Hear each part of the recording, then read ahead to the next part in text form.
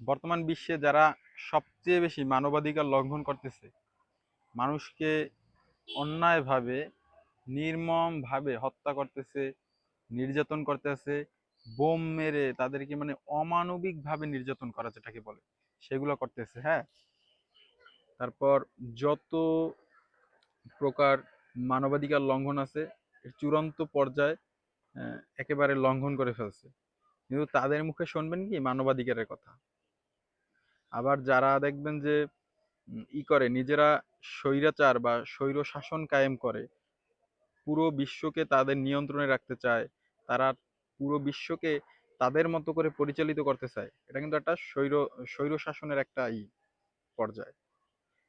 কিন্তু তারা বলবে কি গণতন্ত্র, সকলের অধিকার মুখে বলবে, কিন্তু তাদের বাস্তবে সব তারা মানুষদেরকে আপনার করতে চায়, ডমিনেট করতে চায় সমস্ত বিশ্বকে।